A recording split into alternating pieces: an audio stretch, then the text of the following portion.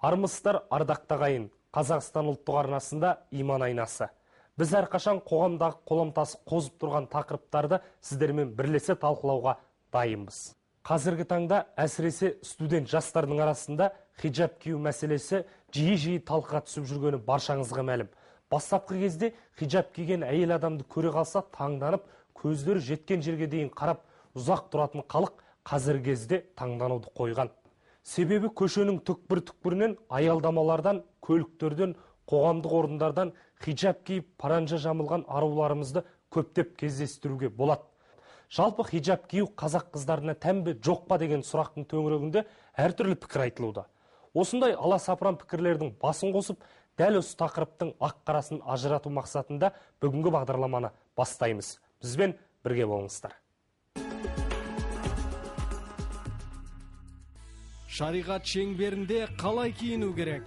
Қап-қара жамылған бір топ қыз келіншектерді көріп, маған ол кері әсерін тигізді. Қарақат Әбілдина, әнші, дарын мемлекеттік жастар сыйлығының лауреаты. Киімнің түр-түсіне исламда шек қойыла ма? Хиджаб деген сөз ол қазақтың төл сөзі емес. Қайрат Жолдыбайұлы, дінтанушы, Әл-Асқар университетінің түлегі, Әзірет Сұлтан мешітінің бас имамы.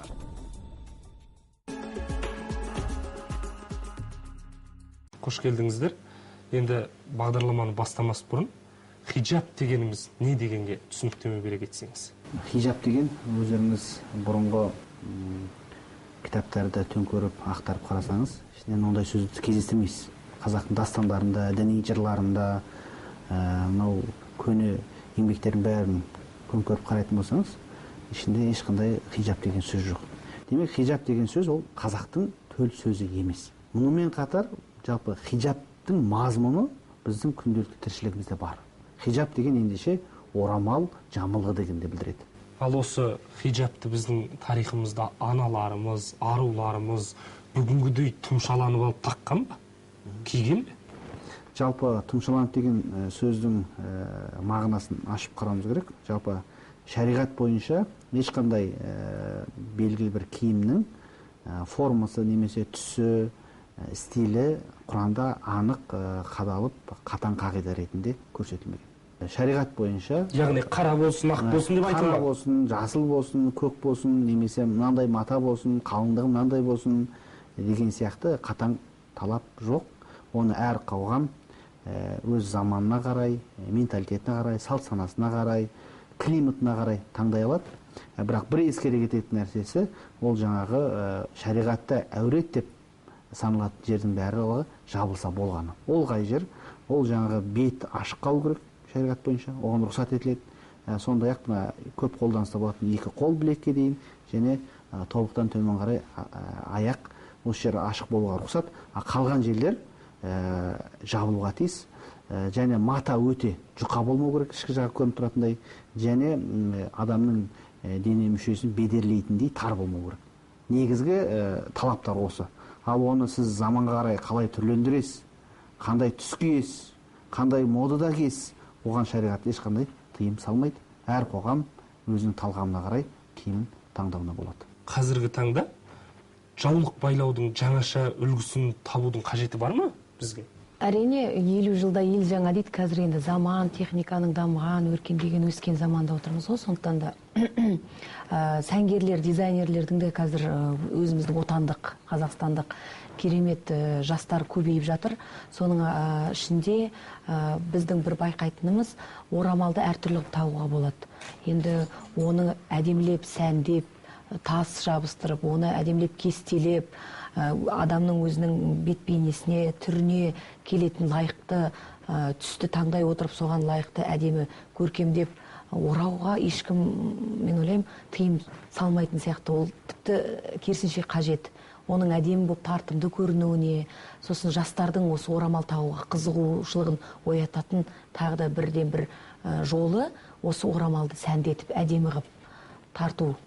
Және соның үлгісін әдемі қылып көрсете білетін болсақ, мен ойлаймын, жастардың осы орамал тағуға деген қызығушылығы арта түспек. Көп рахмет. Құрметті көрермендер, сіздердің көріп отырғандарыңыз Иман айнасы бағдарламасы. Кезек келесі бейне көріністе. Экранға назар салыңыздар. Бұрынғы қазақ қыздарының киім киісі шариғат шеңберінен шықпаған, жас ерекшеліктеріне байланысты киіне білген. Мысалы, тұрмыс құрмаған қыздар ұзын көйлек, зерлі камзолмен қоса бастарына бөрік, сәукеле киген. Ал ұзатылып өзге үйдің босағасын аттаған соң, ақ келін атанып басына ақ жаулықпен орамал байлаған. Шаңырақтың анасына айналған соң кимешек кигенін жақсы білеміз.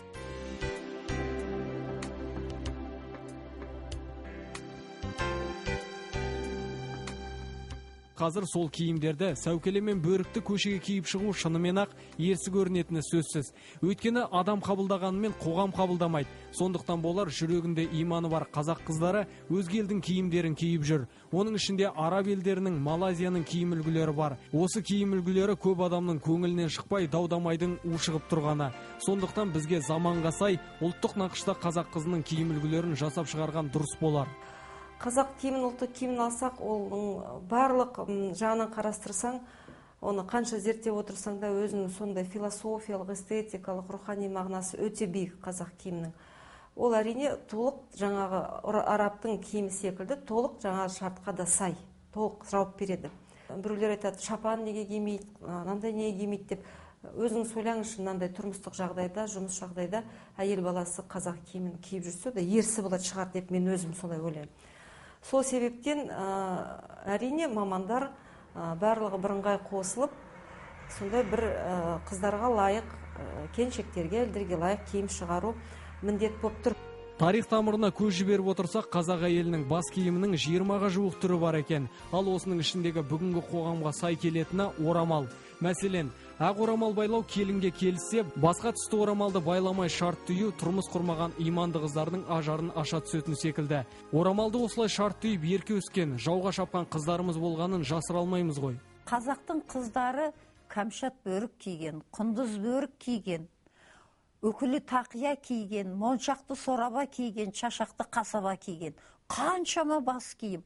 Қазақ болып жүріп те мұсылман болуға болады. Қазақ болып жүріп те Құдайға сенуге болады. Анау сыртқы көрініс, ол әшейін қабық қана, ол құры еліктеушілік. Еліктеу болғанда да өте зиянды еліктеушілік деп ойлаймын. Жүректегі иманды көрсетемін деп басқа елдердің киімін киіп еліктемей-ақ орамалды насихаттаған дұрыс болатын шығар. Өйткені көптеген қыздарымыздың орамал тағып, қоғамға сай киіне бастағанын байқап жүрміз. Солардың бірі Мейрамгүл. Қазақтың қыздары ешқашан ашық-шашық киінбеген. Тән сұлуына қарағанда жан сұлулығы жоғарылап бағаланған. Сондықтан осылай киіне маған ұнайды. Қазіргі иманды қыздардың көбісі осылай бастарына орамал тартып, заман талабына сай киінеді. Менің ойымша, бұл мақтанарлық деп ойлаймын. Шынымен қуанатын нәрсе, қыздарымыз арын ойлап, тәнін жапса неге қуанбасқа? Осы киім үлгісін барша қазақтың қыздары құп көрсе, нұр үстіне нұр болар ма еді? Мынау өзгенің киіміне еліктеп жүрген жастарға кешегі аналарымыз таққан кимешекті неге үлгі етпеске? Қазақ орамал мәселесін, Құранда айтылған бұйрықты әдемі түрде шеше білген және оны іс жүзінде күнделікті өмірлерінде пайдалана білген дана халық. Мына этнографияны қарап отыратын болсақ, алысқа бармай-ақ қояйық, 19 ғасырдың соңы 21 ғасырдың басында сол кезде түсірілген суреттерді қарайтын болсақ, қазақтың көптеген қыздары, келіншектері, келіндері осы шариғаттың талаптарын толық орындаған. Бұған кез келген этнографиялық музейдегі киімдерді қарайтын болсаңыз, ескі фотоларды ақтарып шығатын болсаңыз, кездестіруге болады. Қазақстан мұсылман діни басқармасы осы бағытта үлкен бір жұмыс жасап, біз бұны арнайы журнал ретінде қазақ кеше қалай киінген деген тақырыпта арнайы мақала жазып, халыққа жариялаған болатынбыз. Бүгінгі таңда жаңа сұрағыңызға қайтадан оралатын болсақ, неге біздің қазір қыздар кимешек кимеске, неге сәукеле кимеске деген орынды сұрақ туып отыр?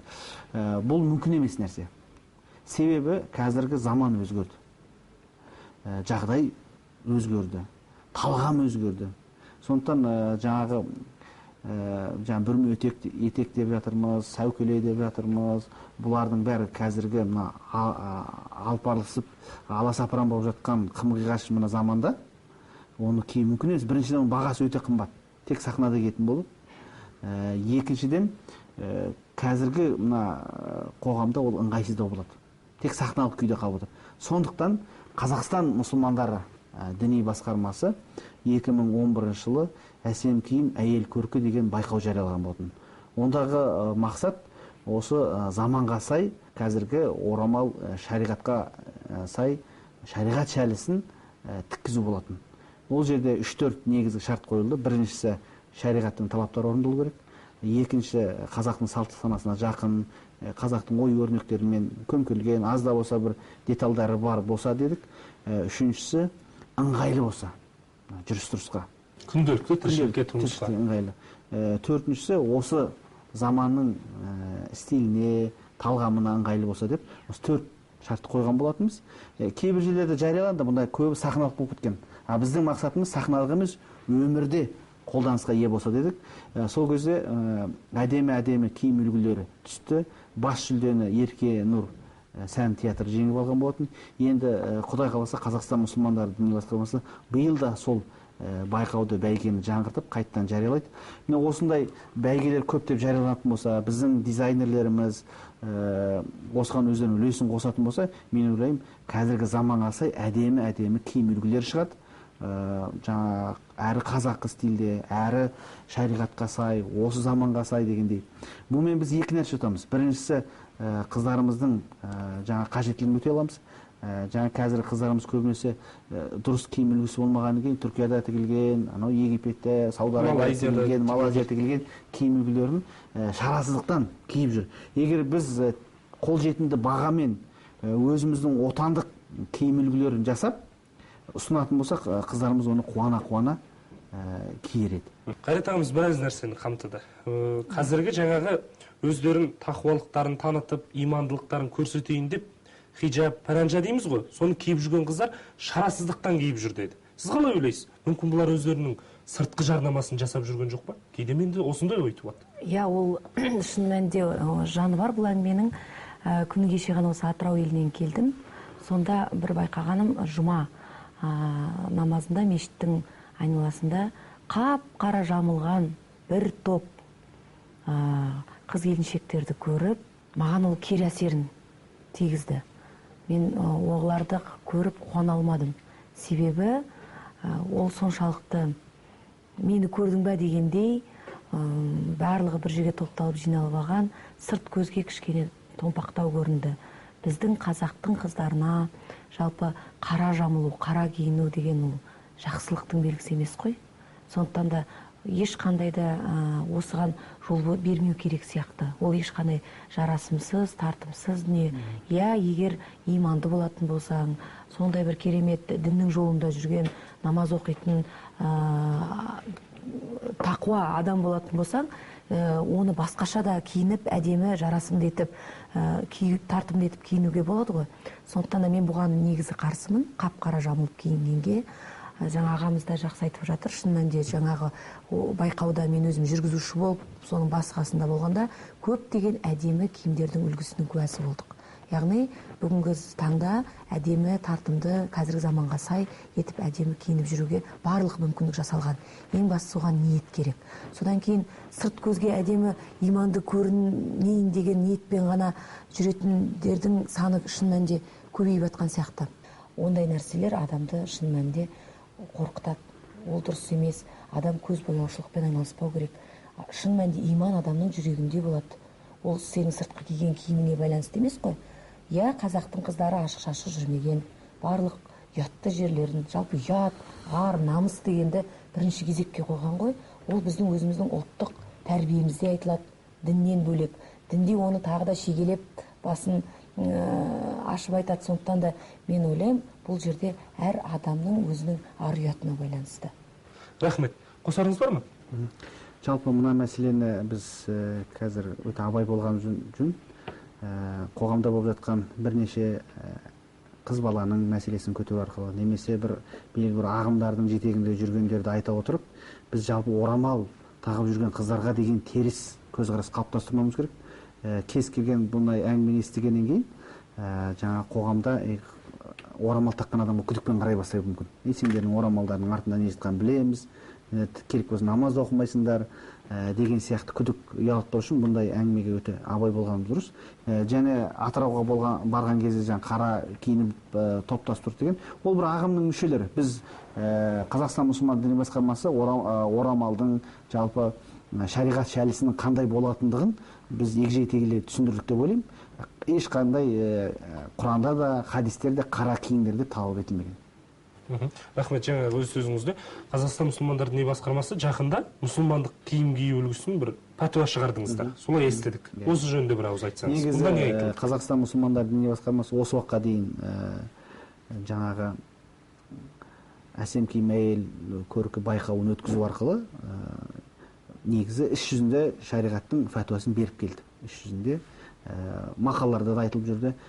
Бірақ мына бас мүфти Ержан Қажы келгеннен кейін осы мәселені бір шегелеп, ереже күйінде фәтуа шығарылуын талап етіп, біздің фәтуа бөліміне тапсырған болатын. Міне соның нәтижесінде жаңағы шариғатта орамал тағу бұл парыз, әрбір балиғат жасына жеткен адамға бұл талап етіледі.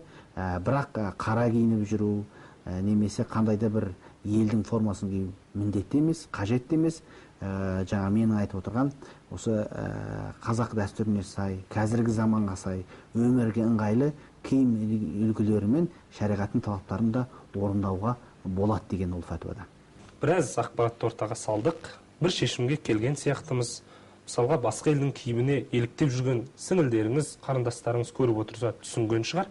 Енді бір ауызбен, сөзбен, азаматтық пікірмен тақырыпты түйіндейік. Жаңағы шариғаттың талаптарын сақтай отырып, өзіміздің қазақ салт санасына жақын осы заманға сай киім үлгілерін көптеп тігу арқылы бүгінгі қоғамда қалыптасқан күрмеуі қиын осы өзекті мәселе шешіледі деп ойлаймыз. Жалпы ар, ұят, намыс дегенді жақсы түсінген адам, соны бірінші кезекке қоя білген адам өмірде адаспайды. Еш уақытта ол жамандыққа жол бермейді. Сондықтан да осы бір асыл қасиеттерді бойымызға сіңіретіндей дұрыс аналарымызға өсіріп атқан ұл қыздарына дұрыс тәрбие берсе екен деген тілек айтқымыз келеді. Тақырыпты түйіндей келгенде ар ұятты жауып киінуге кісілік пен түсінік керек. Бүгінгі таңда әдемі, тартымды, қазіргі заманға сай етіп әдемі киініп жүруге барлық мүмкіндік жасалған. Себебі ислам діні киімнің түрін, түсін талап етпейді. Белгілі бір киімнің формасы немесе түсі, стилі Құранда анық қадалып, қатаң қағида ретінде көрсетіледі. Міне қымбатты көрермен, қазақ халқының тарихы терең, дәстүрі бай екенін тағы бір дәлелдедік.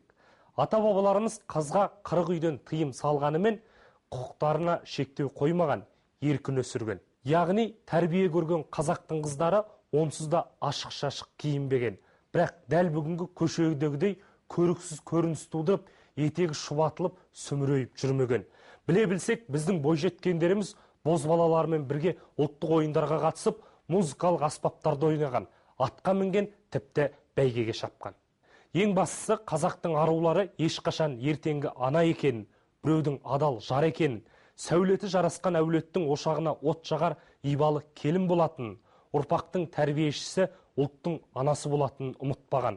Жан тазалығы, ар тазалығы екенін айтқан студия қонақтары қарапайым елмен бірге қазақтың тәрбиелі, ибалы, инабатты, сыпайы қызы болып жүргенге не жетсін деп сөздерін түйіндеді.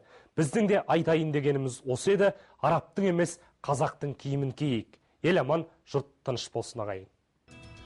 Дін береке бірліктің, тыныш тірліктің ұйытқысы. Ынтымағын нығайту, сол жолда әрекет ету діннің негізгі міндеттерінің бірі болып.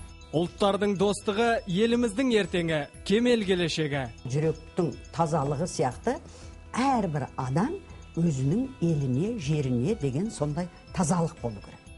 Бұл туралы келесі жұмада иман айнасынан көріңіздер.